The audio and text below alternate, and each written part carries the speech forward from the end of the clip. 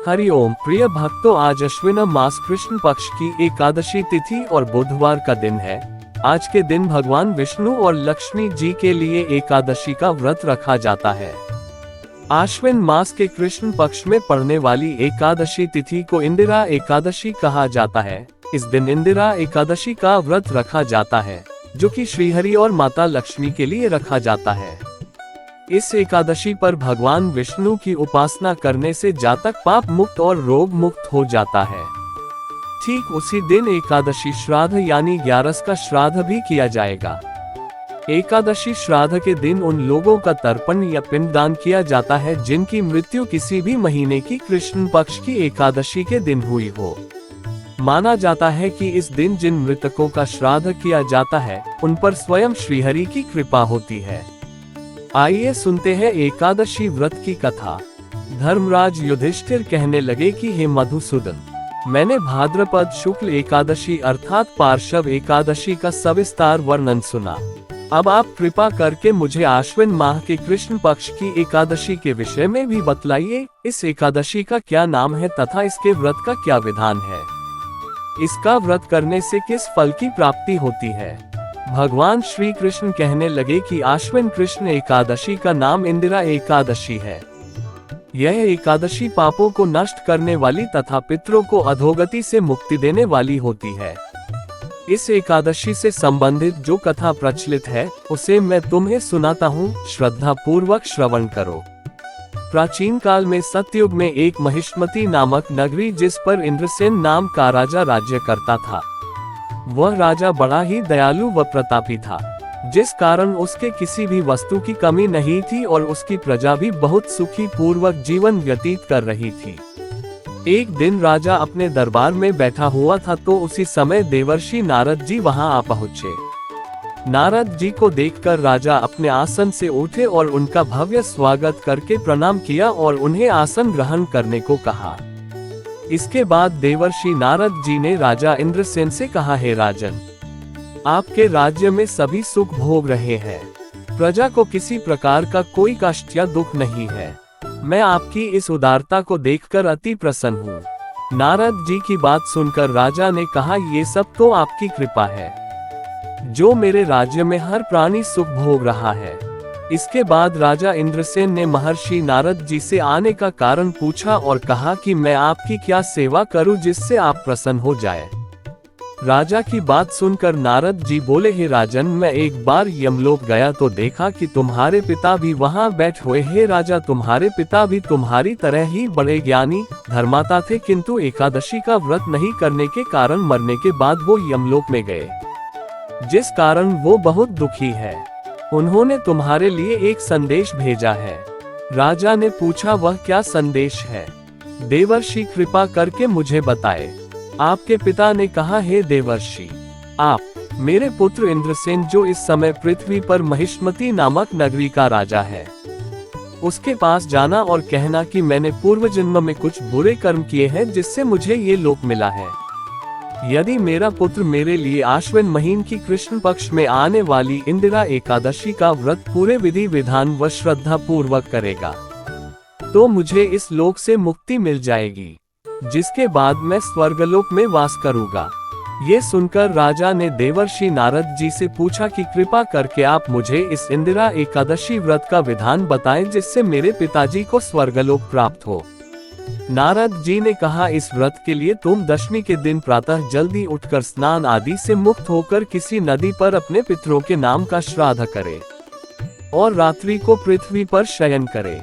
जिसके बाद एकादशी वाले दिन प्रातः काल जल्दी उठकर सूर्य भगवान को पानी चढ़ाने के एक लोटे में जल, धूप, दीप, पुष्प आदि डालकर भगवान विष्णु जी को चाय और इस व्रत का संकल्प ले, मैं आज पूरे दिन व्रत का निराहार करूंगा और सभी भोगों का त्याग करूंगा। इंदिरा एकादशी व्रत की सभी विधि बताकर नारद जी वहां से चले गए और कुछ दिनों के बाद इंदिरा एकादशी आई। राजा ने इस एकादशी का व्रत किया और पूरे विधि विधानों से श्रद्धा भाव से पूजा अर्चना करी और अपने पिता के नाम का श्राद्ध किया तथा दूसरे दिन ब्राह्मणों का भोजन करवाकर दान दक्षिण देकर उन्हें विदा किया।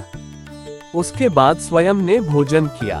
राजा इंद्रसेन के इंदिरा एकादशी व्रत के प्रभाव से उसने पिता को यमलोक से मुक्ति मिल गई और वो सदा के लिए स्वर्गलोक को चले गए। हे युधिष्ठिर, यह इंदिरा एकादशी के व्रत का महात्म्य मैंने तुमसे कहा। इसके पढ़ने और सुनने से मनुष्य सब पापों से छूट जाते हैं और सब प्रकार के भोगों को भोगकर मोक्ष को प्राप्त करते हैं। आइए अब जानते हैं कि भागवत गीता पाठ से एक प्रेत को प्रेत योनि से मुक्ति कैसे मिली। प्राचीन काल में तुंगभद्रा नदी के किनारे एक नगर था। वहां आत्मदेव नामक एक ब्राह्मण अपनी पत्नी धुंधुली के साथ रहते थे। आत्मदेव अपने कार्य में निपुण थे, पर धुंधुली अधिक बकबक करने वाली, कृपण और झगड़ालू स्वभाव की थी।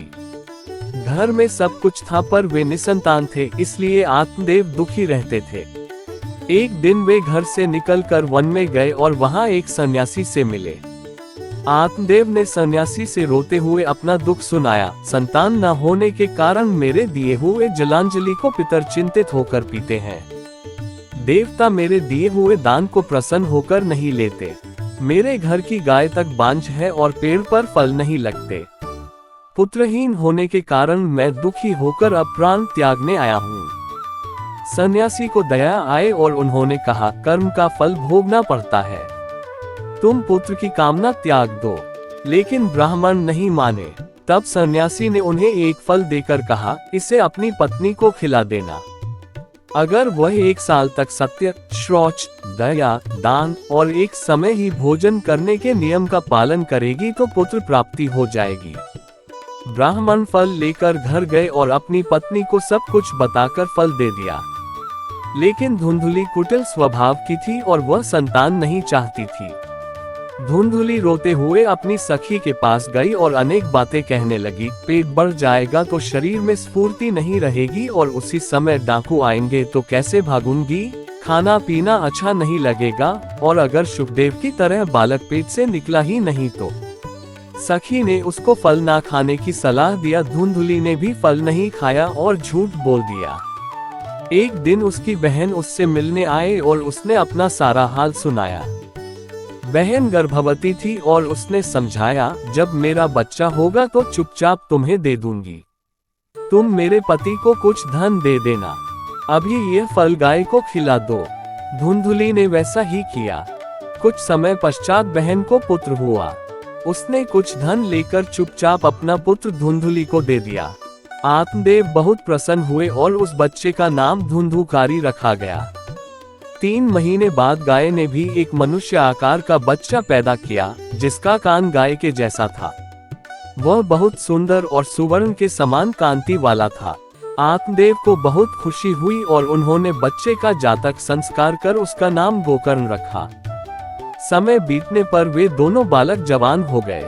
गोकर्ण बड़ा पंडित और ज्ञानी हुआ, लेकिन धुंधुकारी बड़ा ही दुष्ट निकला।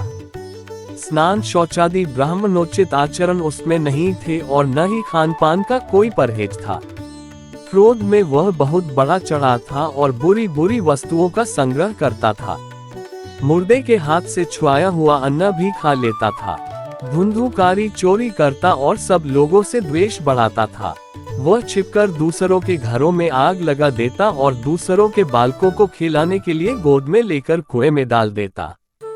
हिंसा का उसे व्यसन सा हो गया था। हर समय वह अस्त्र शस्त्र धारण किए रहता और बेचारे अंधे और दीन दुखियों को व्यर्थ तंग करता। वेश्याओं के जाल में फंसकर उसने अपने पिता की सारी संपत्ति नष्ट कर दी। एक दिन उसने माता पिता को मार पीट कर घर के सभी बर्तन भांडे उठा लिए और चला गया। जब सारी संपत्ति स्वाहा हो गई तो आत्मदेव फूट फूट कर रोने लगे और बोले, इससे तो इसकी माँ का बांझ रहना ही अच्छा था। अब मैं कहाँ रहूं, कहाँ जाऊं? मेरे इस संकट को कौन काटेगा? हाय, मेरे ऊपर तो बड़ी विपत्ति आ पड़ी है। इस दुख के कारण अवश्य मुझे एक दिन प्राण छोड़ने पड़ेंगे। गोकर्ण पिता को वैराग्य का उपदेश करते हुए बहुत समझाया और कहा, परी। वह उसके सबसे नीचे वाले छिद्र में जाकर बैठ गया। वायु रूप में होने के कारण वह बाहर नहीं बैठ सकता था। गोकर्ण ने कथा सुनाना प्रारंभ किया। जब उस दिन का कथा विश्राम का समय आया, तब वह बांस का निचला गांठ तड़-तड़ करते हुए फटा और धुंधुकारी का प्रेत उससे एक गांठ ऊपर को चला गया। इस प्रकार प्रत्येक दिन कथा विश्राम के समय बांस का एक एक गांठ फटता गया और 7 दिन के अंत में पूरा बांस फट गया। इस प्रकार 7 दिनों में 7 गांठों को फोड़कर धुंधुकारी भागवत कथा सुनने से पवित्र होकर प्रेत योनि से मुक्त हो गया और दिव्य रूप धारण करके सबके सामने प्रकट हुआ। उसका मेघ के समान श्याम शरीर पीतांबर और तुलसी की मालाओं से सुशोभित था तथा सिर पर मनोहर मुकुट और कानों में कमनीय कुंडल झिलमिला रहे थे। उसने तुरंत अपने भाई गोकर्ण को प्रणाम करके कहा, भाई, तुमने कृपा करके मुझे प्रेत योनि की यातनाओं से मुक्त कर दिया। देवता एवं विद्वानों की सभा में ऐसा कहा गया है कि भारतवर्ष में जन्म लेकर भी अगर कोई भागवत कथा नहीं सुनता तो उसका जन्म व्यर्थ है। केवल नश्वर शरीर को ही हृष्ट पुष्ट करने से क्या लाभ। ये प्रेतपीड़ा का नाश करने वाली श्रीमद् भागवत की कथा धन्य है तथा श्री कृष्णचंद्र के धाम की प्राप्ति कराने वाला इसका सप्ताह पारायण भी धन्य है। जब सप्ताह श्रवण का योग लगता है तब सब पाप थर्रा उठते हैं कि अब ये भागवत की कथा जल्दी ही हमारा अंत कर देगी। जिस प्रकार आग गीली सूखी छोटी बड़ी सब तरह की लकड़ियों को जला डालती है, उसी प्रकार यह सप्ताह श्रवण मन वचन और कर्म द्वारा किए हुए नए पुराने छोटे बड़े सभी प्रकार के पापों को भस्म कर देता है। अस्थियां ही इस शरीर के आधार स्तंभ हैं, नस नादी रूप रस्सियों से ये बंधा हुआ है, ऊपर से इस पर मांस और रक्त फूंककर इसे चर्म से बंध दिया गया है। इसके प्रत्येक अंग में दुर्गंध आती है, क्योंकि है तो यह मलमूत्र का भांड ही। वृद्धावस्था और शोक के कारण ये परिणाम में दुखमय ही है, रोगों का तो घर ही ठहरा। ये निरंतर किसी न किसी कामना से पीड़ित रहता है, कभी इसकी तृप्ति नहीं होती। इसे धारण किए रहना भी एक भार ही है। इसके रोम रोम में दोष भरे हुए हैं और नष्ट होने में इसे एक क्षण भी नहीं लगता। अंत में यदि इसे गाड़ दिया जाता है तो इसके कीड़े बन जाते हैं, कोई पशु खा जाता है तो यह विष्ठा हो जाता है और अग्नि में जला दिया जाता है तो भस्म की ढेरी हो जाता है। ये 3 ही इसकी गतियां बताई गई हैं। ऐसे अस्थिर शरीर से मनुष्य अविनाशी फल देने वाला काम क्यों नहीं बना लेता। जो अन्न प्रातः काल पकाया जाता है वह सायंकाल तक बिगड़ जाता है, फिर उसी के रस से पुष्ट हुए शरीर की नित्यता कैसी। जिन लोगों को भागवत कथा प्राप्त नहीं हुआ है वो तो जल में बुलबुले और जीव में मच्छर आदि के समान हैं, जो कि केवल मरने के लिए ही पैदा हुए हैं। जिस कथा श्रवण से जड़ बांस का गांठ फट सकता है तो मनुष्य के हृदय की गांठ अवश्य खुलती है, जिससे सारा संशय नष्ट हो जाते हैं और सारे कर्म मिट जाते हैं। जिस समय धुंधुकारी यह बात कर रहा था तब एक दिव्य विमान आया, उसमें भगवान के पार्षद उसको दिव्य लोक ले जाने के लिए खड़े थे। सबके सामने ही धुंधुकारी विमान में चढ़ गया। तब गोकर्ण भगवान के पार्षदों को पूछते हैं कि यहाँ तो अन्य बहुत से श्रोता हैं, उन सबको ले जाने के लिए आप अन्य विमान लेकर क्यों नहीं आए। तब पार्षद कहते हैं कि इस फल भेद का कारण इनके श्रवण का भेद ही है। ये ठीक है कि श्रवण तो सबने समान रूप से ही किया है, किंतु इसके जैसा मनन नहीं किया। इसी से एक साथ भजन करने पर भी उसके फल में भेद रहा। इस प्रेत ने 7 दिनों तक निराहार रहकर श्रवण किया था तथा सुने हुए विषय का स्थिर चित्त से ये खूब मनन निधिध्यासन भी करता रहता था। जो ज्ञान दृढ़ नहीं होता वह व्यर्थ हो जाता है। इसी प्रकार ध्यान न देने से श्रवण का, संदेह से मंत्र का और चित्त के इधर उधर भटकते रहने से जप का भी कोई फल नहीं होता। वैष्णवहीन देश अपात्र को कराया हुआ श्राद्ध का भोजन, शास्त्र वेद के ज्ञान को ना जानने वाले को दिया हुआ दान एवं आचारहीन कुल, इन सब का नाश हो जाता है।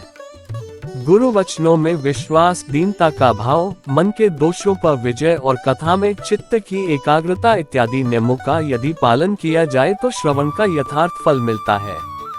यदि ये श्रोता फिर से श्रीमद् भागवत की कथा सुने तो निश्चय ही सबको भगवान के धाम की प्राप्ति होगी और आपको तो भगवान स्वयं आकर गोलोक धाम में ले जाएंगे। यो कहकर वे सब पार्षद हरि कीर्तन करते धुंधुकारी को साथ लेकर दिव्यलोक को चले गए। श्रावण मास में गोकर्ण जी ने फिर उसी प्रकार सप्ताह क्रम से कथा कही और उन श्रोताओं ने उससे फिर सुना। कथा की समाप्ति पर वहां भक्तों से भरे हुए विमानों के साथ भगवान श्री कृष्ण प्रकट हुए और गोकर्ण को हृदय से लगाकर अपने ही समान बना लिया। उन्होंने क्षण भर में ही अन्य सब श्रोताओं को भी मेघ के समान श्याम वर्ण, रेशमी पीतांबरधारी तथा किरीट और कुंडल आदि से विभूषित कर दिया।